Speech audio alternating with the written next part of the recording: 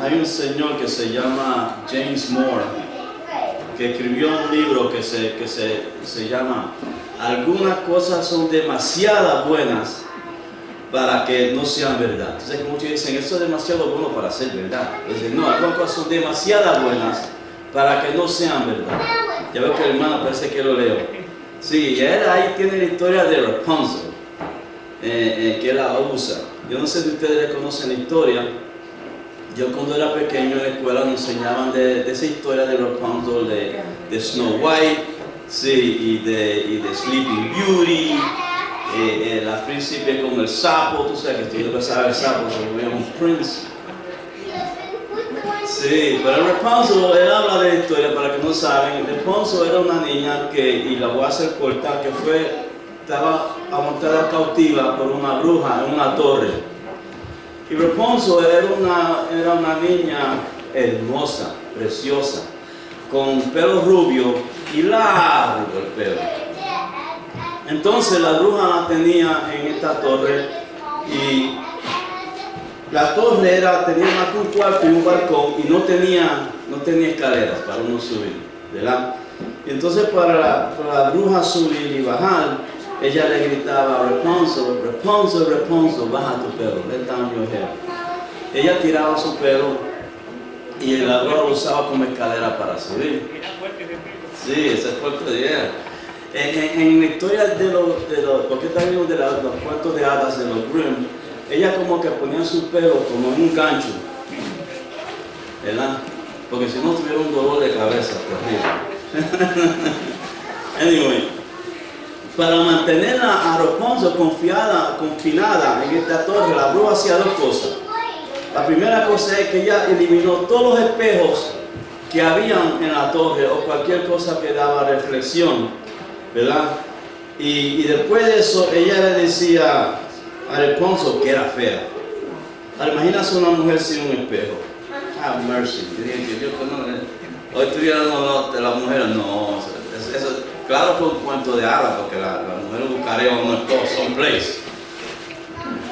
Pero la bruja le decía a ella que era fea. Y como ella no tenía espejo, ella le creía lo que le decía la bruja. Es más, la bruja le decía, y esta bruja era fea, le decía, tú eres tan fea como yo. Right? ¿Y qué hacía eso? Pues eso prevenía a Rapunzel tratar de escaparse porque ellas pensaban que ella era feísima y ¿quién quiere enseñarse feo ante el mundo, verdad? Hasta las mujeres cuando se ponen los robos se esconden. Right? Y era así. Entonces un día, y todo eso no es la historia corta, vino un príncipe y eso, y se vieron y se enamoraron, y él había escuchado como la bruja le decía a ella, baja tu pelo, y él le dice a Rapunzel, let down your hair, baja tu pelo. Y ella baja su pelo, él sube, y al principio ella como que se esconde porque aquí piensa que es feo, pero al fin y al cabo se ven, y en la reflexión de los ojos del príncipe, el espejo que puede ser el ojo, ella por la primera vez ve que ella no es fea, que ella es hermosa. Y en ese instante ella era libre de la torre, ella era libre del pensamiento que nadie nunca la podía amar, ella era libre del sentimiento que era fea, ella era libre. Y hay diferentes maneras que la historia termina, pero una es que él le corta el pelo, lo amarran en un gancho y ellos dos bajan y viven alegremente feliz para siempre, ¿verdad? En esta época de Disney, porque estamos viviendo una época de fantasía, de películas, de todo lo que da, de cuentos que son increíbles. Y digo de Disney porque empezó con Disney, pero ahora ustedes ven películas de vampiros, de espiritismo, de todas las cosas que no son reales, son lo más que vemos en los teatros. Aquí podemos ver algunas cosas del Evangelio. Y vamos a ver dos cosas. Primeramente vamos a ver, ¿verdad? ¿Quién es que nos dice a nosotros que somos feos? Y segundamente, en los ojos de quién tenemos que nosotros mirar para ver verdaderamente ¿quiénes somos con nosotros? Dios. Amén. Ya, ella me estaba conmigo cuando estaba viendo el sermón. Pero vamos a ver la primera pregunta. De acuerdo con la lectura bíblica de hoy, ¿quién verdaderamente nos dice a nosotros que somos feos? Que no somos amables, que no somos... ¿Quién? Exacto. Pues de acuerdo con San Pablo, la ley te dice a ti que tú eres un fracaso. Que tú eres una persona que no puede ser amada, que tú eres fea, por decirlo así. Él lo dice así, de esta manera. Dice, pero antes que viniese la fe, y esto estamos hablando sin fe, estábamos confinados bajo la ley, encerrados. La ley nos tenía a nosotros, eso es antes de la fe, ¿verdad? Que nosotros estamos cautivados como la bruja cautivó a Rapunzel. Además, en Gálatas 3:10, Pablo dice lo siguiente. Él dice, porque todos los que dependen de las obras de la ley están bajo maldición. Él dice que el que está bajo la ley, que está tratando de guardar la ley, está bajo una maldición. Porque somos fracadores. ¿Quién de nosotros somos perfectos? Y la contestación es que nadie posiblemente puede cumplir con los requerimientos de la ley si no tienen a Cristo Jesús. La ley provee un estandarte entonces que no se puede alcanzar debajo de nuestra naturaleza caída, nuestra naturaleza sin el Señor, ¿verdad? Y si pudiéramos guardar la ley completamente sin tener a Cristo, a lo mejor fuésemos tan orgullosos que estuviéramos cometiendo el pecado peor de todos, ¿verdad? Y así es como Pablo veía la ley. Imagínese que usted tuviera un padre o una madre que fuera una perfeccionista, ¿verdad? Y que esa persona, tu padre, fue apartado y reservado. Yo conocí a este muchacho que se llamaba Elliot Fox, el jefe, y que era mío, que era padre de él, se llamaba Roger Fox. Este muchacho trataba tanto de agradar a su padre, que él trabajaba más duro que los otros trabajadores. Y en la compañía nuestra, él era parte del Salesforce, de la gente que salían a vender, a tratar de buscar lugares para meter las máquinas que nosotros producíamos. Y él consiguió unas cuentas tremendamente buenas. Se recuerdan la tienda de Caldors y Grant, que ya no existen hoy. Él consiguió eso como cliente. Pero para el padre nunca era lo suficiente. Él quería un Walmart y eso. Y aunque era el vendedor mejor de los otros vendedores, siempre lo ponía down. Una vez tuvieron una discusión, no sé de qué. La cosa es que yo creo que el padre se sintió que debía agradar al hijo porque el hijo ahora estaba bien enojado con él. Y lo que hizo el padre fue que le compró un Porsche. Le compró un carro de esos costosos. El niño nos dijo a nosotros que si el padre le quería ganárselo a él de nuevo, lo único que tenía que hacer es darle un abrazo. Amén. 2 días después, él chocó el Porsche. Y creemos que lo hizo de maldad.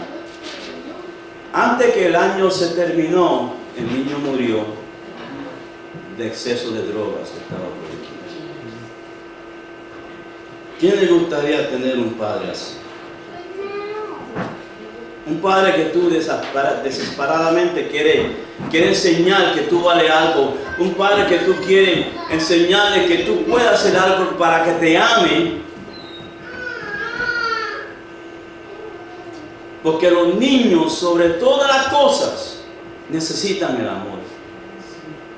Necesitan un abrazo, necesitan saber que tú los quieres. Ellos no quieren regalos. Sí, ellos si tú lo das no te van a decir que no, cuando son niños. Pero ellos prefieren que tú los abraces, que tú puedas dar un cuentito cuando se estén acostando. que tú le hagas un desayuno que a ellos les gustan comer, porque los niños saben. Los niños no quieren un padre que lo hagan a ellos sentirles como si no valieran nada, como si fueran estúpidos. Porque toda su vida van a estar trabajando para agradecerte a ti y no para hacer algo para ellos mismos. Michael Reagan, que era el hijo más adulto de Ronald Reagan, que fue presidente de los Estados Unidos, un año atrás él ganó la carrera, él fue el campeonato mundial de barcos de motores pequeños. Él era él y dos más, de motorboats, de outboard motor, que tienen los motores pequeños. Hay muchos de esos barcos en el agua. Imagínense la gente que sabe enviar esos barcos. So, él se metió en la competencia y nadie esperaba nada de él y ganó. Ese muchacho, él escribió un libro que se llama On the Outside Looking In, afuera mirando hacia adentro. Él escribió que él se sintió que por fin él había hecho algo porque lo pusieron en los periódicos, que seguramente el papá lo iba a reconocer. El campeón de las lanchas de motores pequeños del mundo. Él dijo, yo sé que mi mamá me va a abrazar, ella me va a dar la bienvenida cuando lea esto, él seguramente me va a llamar y va a decir, contra, por lo menos, ahora tú sabes que tienes un talento, tú eres mejor de todo el mundo en algo. Y ni el presidente ni la mamá lo llamaron, le escribieron, nunca lo felicitaron, nunca le dijeron nada de lo que él había hecho. Y él realizó, dice él, que él estaba desesperado para recibir algo, cualquier cosa de ellos, para reconocer que ellos lo amaban a él. Pero ellos eran perfeccionistas y eran gente que no sabían cómo enseñar su afección en las cosas. Y Pablo miraba la ley de esa manera. Y cuando uno mira la ley sin fe, uno se convierte en un legalista. Y Pablo estaba tratando tan grande de cumplir la ley que él se puso a condenar a cualquier persona que no seguía la ley. Entonces él como que se justificó él mismo, porque él pensó que yo soy un judío que he estudiado con los grandes, yo guardo la ley. A los 8 días expulsado, etc. Y él tenía las reglas, y entonces se puso a perseguir a cualquier persona que no estaba siguiendo la ley. Entonces, de ser una persona que amaba, pues se convirtió en una persona que odiaba, que condenaba. En vez de ser una persona de amor, fue una persona cruel, que solamente pensaba en cómo eliminar a aquellos que no guardaban la ley como él pensó que la ley se debiera guardar. Él se hizo el juez de la gente, hasta que tuvo un encuentro con el Señor en el camino de Damasco. Y cuando él tuvo el encuentro con el Señor, por la primera vez él fue libre del encerramiento de la ley y ahora estaba debajo de la gracia por la fe en Cristo Jesús. Y por eso es que la fe es tan importante en nuestras vidas. Él vio que él no era feo, y Pablo era feo. Pablo no era un chamaco chiquito. Tú sabes, los judíos con sus narices así. Él si se ve en el espejo, él te dice, yo soy feo, de verdad. Pero cuando la Biblia hace de ser feo ser lindo, siempre está hablando del interior de uno. Y él vio por la primera vez que en su interior era hermoso, porque reflejaba a Cristo Jesús, después de tener un encuentro con él. ¿En cuáles ojos miró Pablo para ver quién él verdaderamente era? La hermana ya lo dijo, en Dios, en los ojos de Jesús. Pablo dice en los versículos 25 al 26 de Gálatas 3, que estaban estudiando, Él dice, pero venido la fe, ya no estamos bajo ayo, pues todos sois hijos de Dios por la fe en Cristo Jesús. Él no dice que puede ser, Él no dice que debe ser, Él dice que sois hijos y hijas en Cristo Jesús. ¿Verdad? No somos, como se dice, fracadores, losers, como dice el mundo, porque el mundo se está convirtiendo no solamente en ricos y contra pobres, en personas que son ganadores contra gente que son perdedores. No es malo ser pobre, pero es horrible pensar que tú eres un fracaso. Y eso es lo que está pasando en el mundo hoy. Entonces, nosotros podemos ver que en verdad somos hermosos porque somos recreados en la imagen de Dios. Amén. Somos hechos a la semejanza del Creador de toda la tierra que vino a salvarnos. Antonio Sánchez, este es un niño, y si ustedes buscan en Google, Carolyn Combs, K-O-O-N-S, Anthony Sánchez fue un niño que a los 5 años de edad, los padres lo entregaron a las autoridades de México para que lo pusieran en la prisión porque él supuestamente mató a su hermano con un bebé. Después, más tarde, estudiado en el caso, ya era grande, reconocieron que los padres lo abusaban, le daban con cadenas, no le daban alimentos, lo trataban mal. Y después que ellos lo entregaron a él, a las autoridades de México, ellos se desaparecieron. Después pensaron las autoridades que quizás fueron ellos que mataron el bebé. Y como tarde o temprano alguien se iba a dar cuenta, ellos se adelantaron y acusaron al niño. Pero en México no investigan las cosas tan profundamente a veces. Al niño lo pusieron en una prisión de delincuentes. Y allá lo abusaban. 5 años. Allá lo llamaban asesino, le metían puños. Y él tenía que luchar por la comida de cada día. Y lo que tenían eran 5 años. Esta señora, Carolyn Combs, era una profesora en una universidad americana, escuchó la historia y se interesó. Y fue a México para batallar por este niño. Le cogió 3 años batallando la bureaucracia, ¿cómo se llama? Bureaucracy. Y el sistema de prisiones horrible que hay en México. Pero después de 3 años, ella lo pudo rescatar de la prisión y ella lo adoptó. Ya él ahora tenía 12 años. Ya habían sido 7 años debajo de ese sistema. Y quizás ella pensó que yo lo voy a traer a la casa, él va a ser agradecido, él se va a portar bien, porque ahora va a estar viviendo debajo de la libertad de los Estados Unidos y agradecidos. Y yo voy a tener lo mismo. No fue así. El niño, todavía a los 13 años, se metía pan en los pantalones por la hambre que él había pasado en el pasado.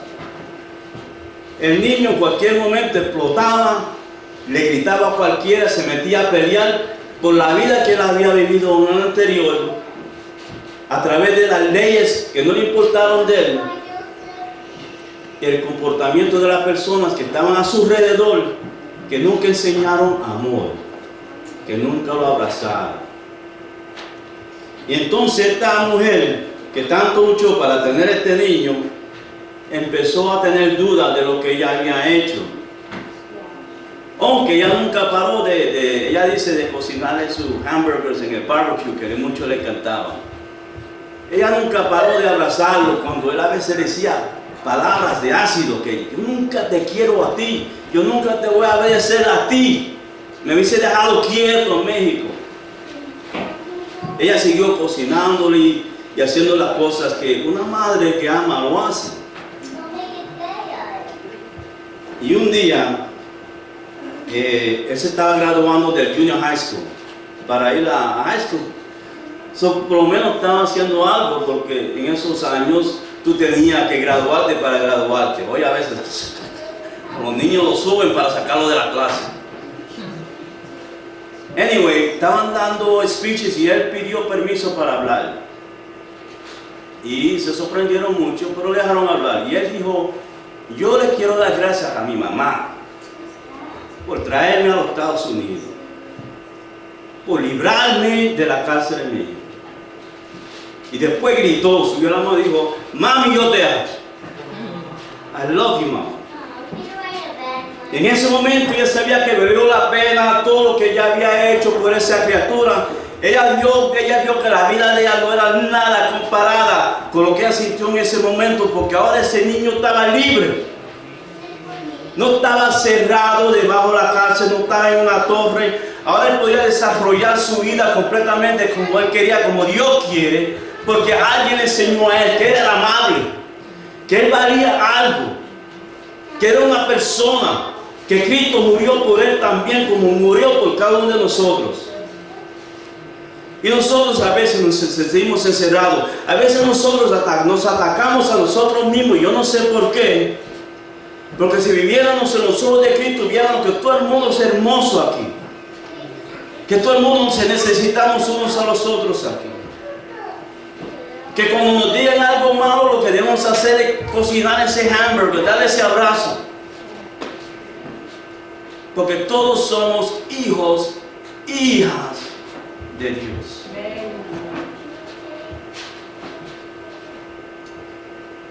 Santiago dice que desigual a la bruja que quitó todos los espejos de la torre, la ley, si tú tienes fe, viene a ser un espejo que no solamente te enseña quién tú eres, te enseña quién tú puedes ser, porque te lleva a nuestro Señor Jesucristo.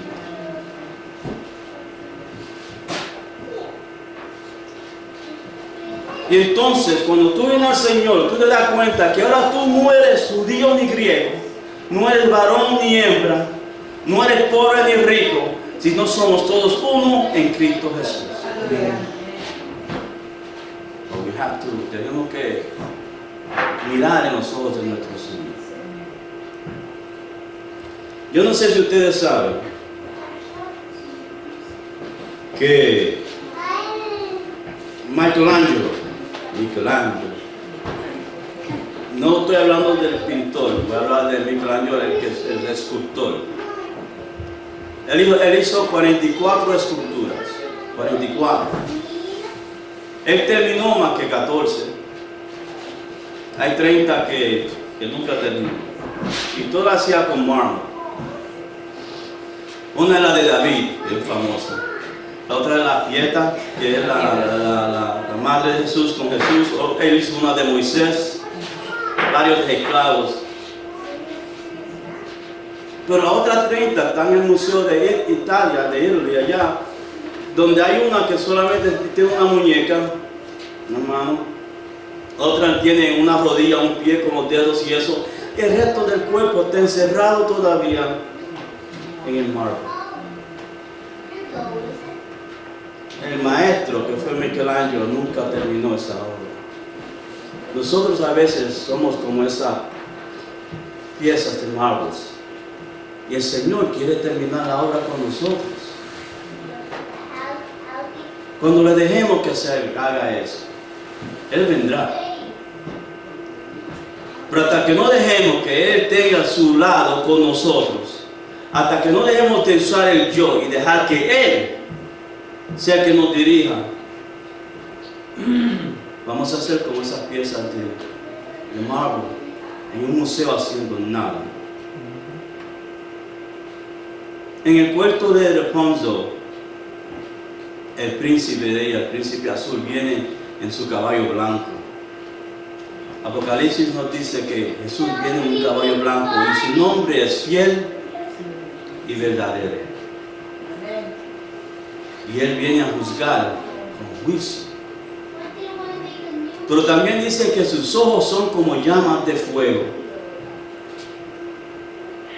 Y es una descripción del Espíritu Santo. Nosotros tenemos que tener el Espíritu de Dios, que es Dios, para tener la que es potencia, omnipotencia de Dios, es el Todopoderoso para cumplir la ley. Y veremos que la ley no es una maldición entonces, es una bendición. Es la ley de libertad, es la ley que refleja el carácter de Dios y ese carácter es amor. Y nos veremos como somos verdaderamente. El año, ya sé como dije anterior, este mes se está yendo, pero en verdad está comenzando. Vamos a orar que Dios nos permita verle en sus ojos, para vernos nosotros como nosotros. Vamos a permitir que Dios nos cambie su manera, mientras vemos como verdaderamente podemos hacer.